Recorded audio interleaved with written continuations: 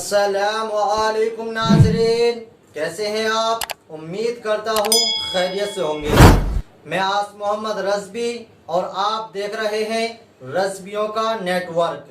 آئیے آج پھر میں آپ کے سامنے ایک اور سوال لے کر حاضر ہوا ہوں، اور سوال یہ ہے: ماں کے شکم میں بچے کے اندر کتنے دنوں بعد روح ڈالی جاتی ہے؟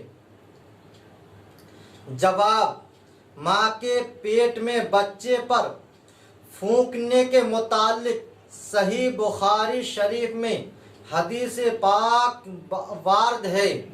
سیدنا عبداللہ بن مسعود رضی اللہ تعالیٰ عنہ سے روایت ہے کہ انہوں نے فرمایا کہ رسول اللہ صلی اللہ تعالیٰ علیہ وسلم ارشاد فرماتے ہیں کہ یقیناً تم میں سے کوئی اپنی ماں کے شکم میں 40 دن نطفے کی شکل میں رہا، پھر 40 دن خون کی شکل میں رہا، پھر 40 دن لوتھڑے کی شکل میں رہا، پھر اس کے بعد اللہ تبارک و تعالیٰ نے آپ کے پاس 4 کلمات لے کر ایک فرشتے کو بھیجا، اور وہ آ کر آپ کے اعمال لکھتا ہے، آپ کا رزق لکھتا ہے، اور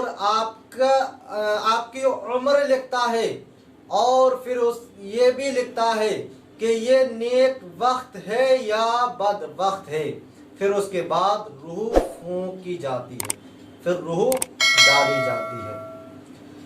تو برادران ملت اسلامیہ، اس حدیث پاک سے یہ پتہ چلتا ہے کہ جب بچہ ماں کے شکم میں ہوتا ہے تو 120 دن بعد بچے میں روح ڈالی جاتی ہے، کیونکہ جب ماں حاملہ ہوتی ہے تو 40 دن نطفے کی شکل میں رہتا ہے، نہ وہ خون ہے نہ کوئی گوشت کا لوتھڑا ہے، صرف نطفے کی شکل میں 40 دن ماں کے شکم میں رہتا ہے۔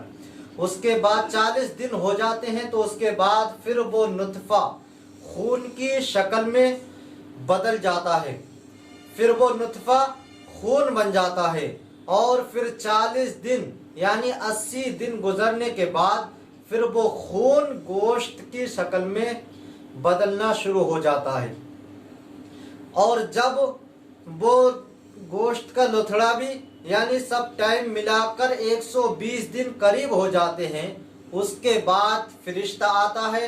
آنے کے بعد ہمارے تمہارے اعمال لکھتا ہے، ہماری عمریں لکھتا ہے، اور ہمارے رزق لکھ دیتا ہے، اور ہمارا اعمال یعنی ہمارے جو دنیا میں ہم کرنے والے ہیں وہ بھی لکھ دیتا ہے۔